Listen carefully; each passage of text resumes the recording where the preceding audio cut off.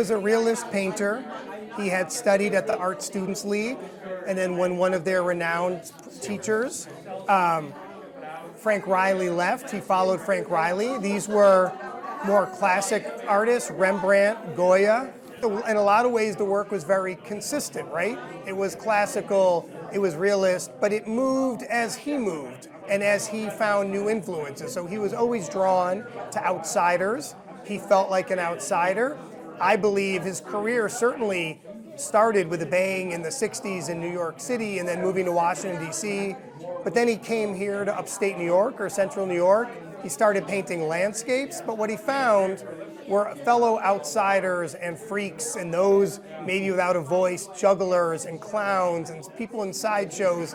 And that's what he became drawn to. Then he became drawn to people getting tattoos. And it was a whole series of folks who may be outside the mainstream, but those were his people. And so he wanted to tell, not just tell those stories, those were his real muses.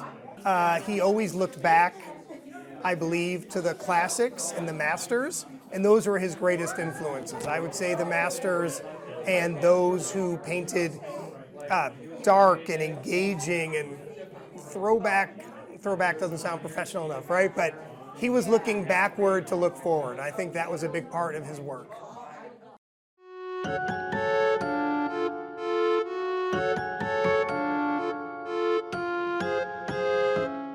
A product of New York City, and I think that can get lost for someone who really did so much of his work here in central New York. I mean, he was a New Yorker, and he's a Jew, and he's an intellectual, and I think these are all influences. And there was a great story earlier that I had never heard, though I immediately resonated, that he would paint with books open, and he would say, if you're trying to solve a problem, you don't look at a photograph, you look at the masters, right? How did Goya paint an arm? And I think that really gives some insight into how beautiful his approach was, that he was ready to be exposed and learn from and be inspired by whatever was around him.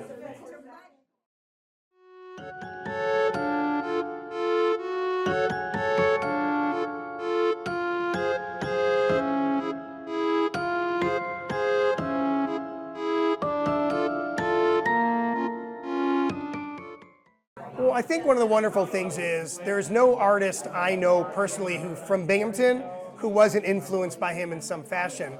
Though the most significant thing, I believe, is that he looked and acted and was a working artist. And so he was a model in a way where you could say, oh, that's doable, right? That's possible.